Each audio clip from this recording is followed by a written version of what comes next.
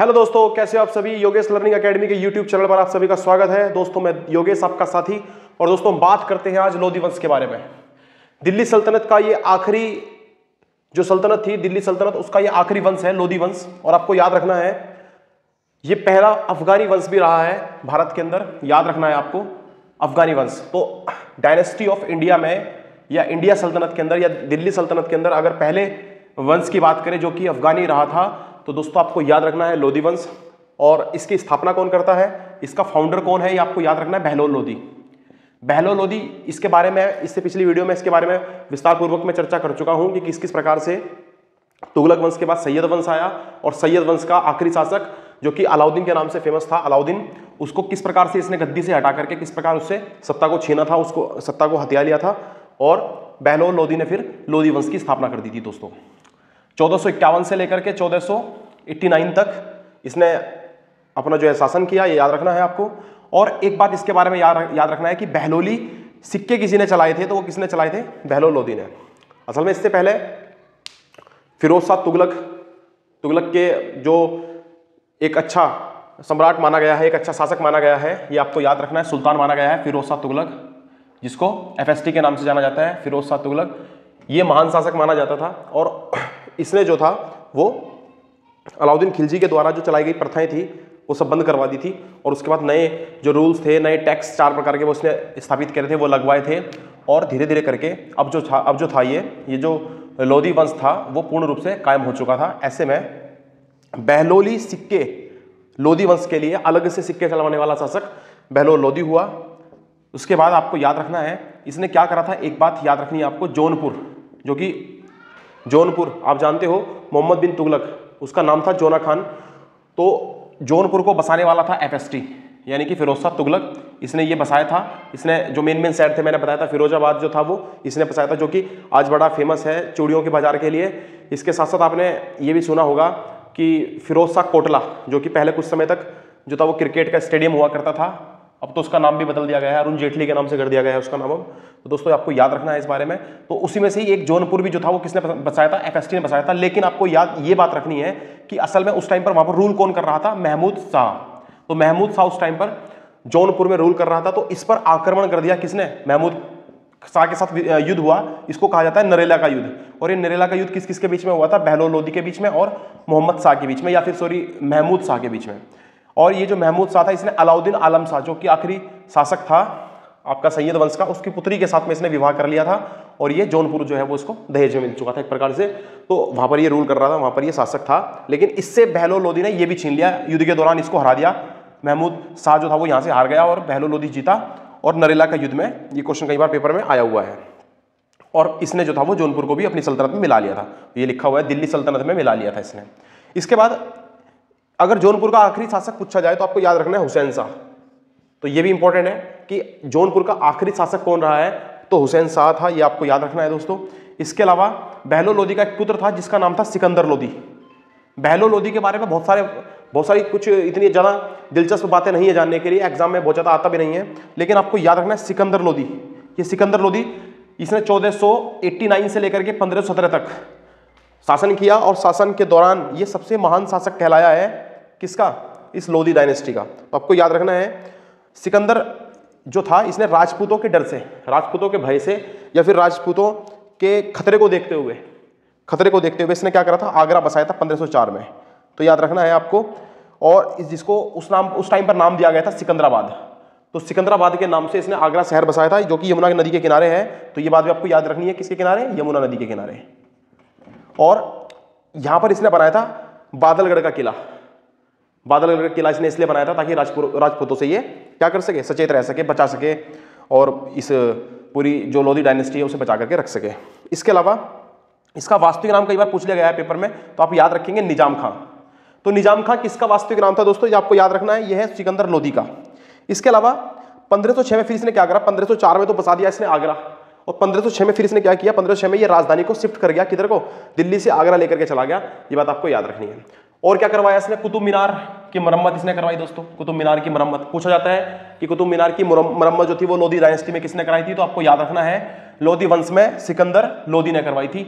असल में स्टार्टिंग के दिनों में ये जब सम्राट नहीं था, जब ये सुल्तान नहीं था, तो उस टाइम पर ये क्या था, तो उस टाइम पर ये एक कवि हुआ करता था और इसका नाम हुआ करता था गुलरुखी। गुलरुखी आपको याद रखना है। तो पेपर में ये क्वेश्चन भी आता है कि गुलरुखी कौन है, तो आपको ध्यान रखना है गुलरुखी ही कौन है, आपका सिकंदर लोदी। यही सिकंदर लोदी है और इसने आयुर्वेद के ऊपर एक बुक लिखी है, ये आपको याद रखना है। जो आयुर्वेद है ये इसकी बुक है कौन सी, फरंग सिकंदरी।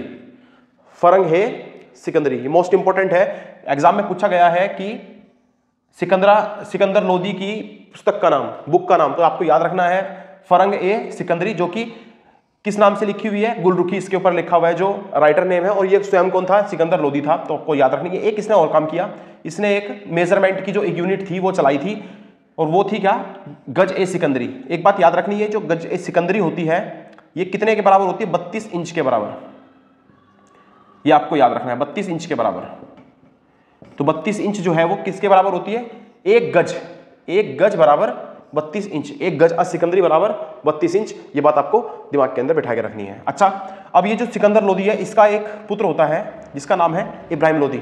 असल में इब्राहिम लोदी उतना ही दुर्बल शासक है, उतना ही कमजोर शासक है जितना कि तगड़ा या शक्तिशाली राजा कौन था, सिकंदर लोदी। या सिकंदर लोदी ने जितने अच्छे काम करे उसके विपरीत उतने ही उल्टे काम किसने करे, ये आपको याद रखना है, इब्राहिम लोदी ने करे थे।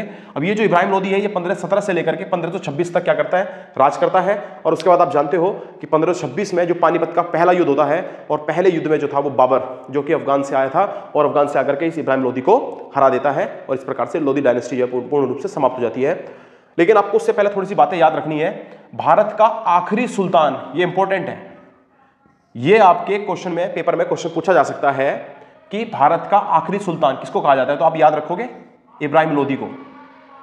अच्छा, 1517 में इब्राहिम लोदी ने क्या करा था, इब्राहिम लोदी के साथ में एक युद्ध हुआ था, इसको घतौली का युद्ध या फिर खतौली का युद्ध, खतौली, इसको घतौली या खतौली कुछ भी बोल सकते हो आप, का युद्ध से नाम जाना जाता है। इब्राहिम लोदी के और राणा सांगा के बीच में हुआ था। अब ये राणा सांगा की ये कौन है, ये आपका राजपूत राजा हो गया, राजपूत।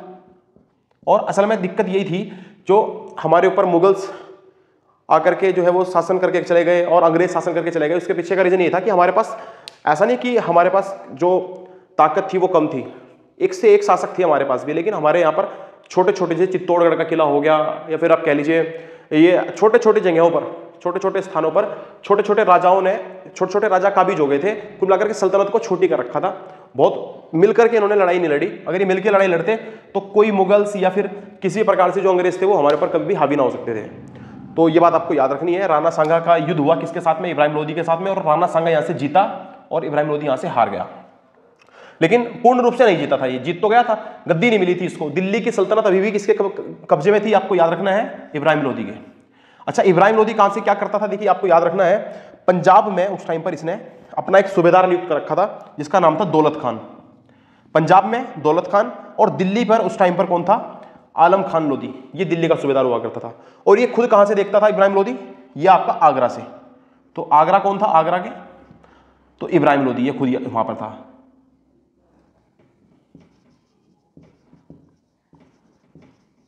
तो ये बात आपको याद रखनी है, इब्राहिम लोदी स्वयं का था, ये आगरा में देखता था, और दिल्ली जो था वो आलम खान देखता था। आलम खान कौन था, इसका चाचा था, ये इसका चाचा था, ये भी बात आपको याद रखनी है। और पंजाब में दौलत खान जो था वो क्या करता था, उस टाइम पर सुरक्षा के लिए या फिर किलों पर नजर रखता था कि कहीं से कोई आक्रमण तो नहीं कर रहा है।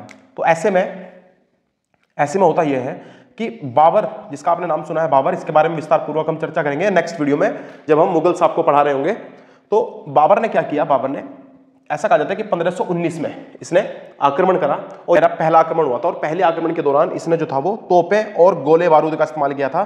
तो अगर आपसे पूछ लिया जाए कि पहली बार भारत में तोपें और गोला बारूद कौन लेकर के आया था, तो आपको याद रखना है बाबर लेकर के आया था। और पहली बार भारत में इस युद्ध को कहा जाता है बोजार का युद्ध, या बोजार के किले पर जो था वो उसने भैरागढ़ के किले पर, बोजार में भैरागढ़ के किले पर इसने आक्रमण करा, और आक्रमण करने के पश्चात वहां से ये थोड़ा बहुत पैसा लूटता था और चला जाता था वापस। तो याद रखना है 1521 से और 1520-21 में इसने, और ये 19 वाला मिलाकर के, कुल मिलाकर के 4 आक्रमण पहले किए, उनमें ये असफल रहा, पूर्ण रूप से जीता नहीं, थोड़ा बहुत पैसा वैसा इसके हाथ लगा। कश्मीर और सिंध में ही ये युद्ध करता रहा, वहीं पर ये आक्रमण करता रहा, और वहां से थोड़ा बहुत पैसा लूट करके वापस चला जाता था।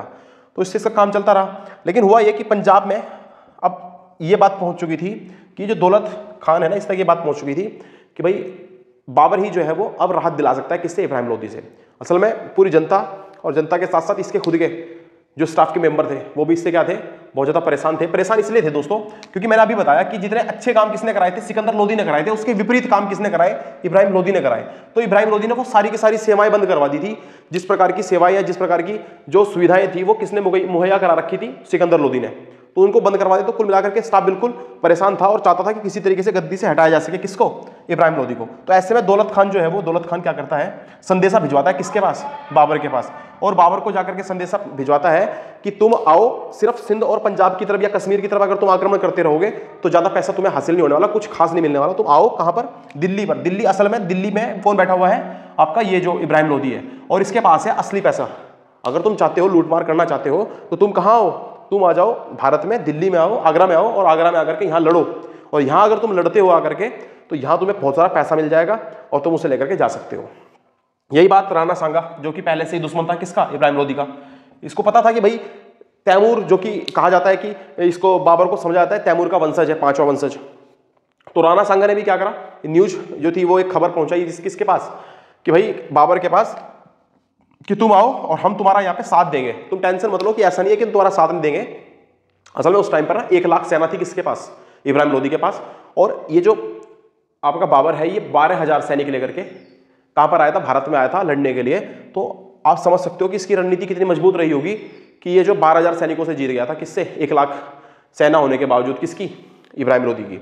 तो उसके बारे में विस्तार पूर्वक चर्चा करेंगे, किस किस प्रकार से इसने रणनीति बनाई थी युद्ध को जीतने के लिए, और किस किस प्रकार से फिर जो था वो मुगल साम्राज्य भारत में आया था। लेकिन उससे पहले आपको मेरे ख्याल से इतनी बातें समझ में आई होंगी। और दोस्तों अगर आपको समझ में आई है तो आपके लाइक और सब्सक्राइब बिल्कुल भी रुकने नहीं चाहिए। अगर आप सब्सक्राइब अभी तक मेरे चैनल को नहीं कर पाए हैं तो आप कर लीजिए, और लाइक जरूर करते रहिए वीडियो को। अगर आपको अच्छी लगती है तो आगे भी आपको इसी प्रकार की वीडियो मिलती रहेंगी। और अपने और दोस्तों के साथ भी वीडियो को ज़्यादा से ज़्यादा सपोर्ट कीजिए। जितने ज़्यादा वीडियो को सपोर्ट करोगे उतना ज़्यादा मेरा मनोबल बढ़ेगा, और मैं उतने ही ज़्यादा जोश के साथ में ये वीडियोस बना पाऊंगा, और आप लोगों को इसके बारे में और भी अच्छी तरह से कुछ ना कुछ बताने का प्रयास करूंगा।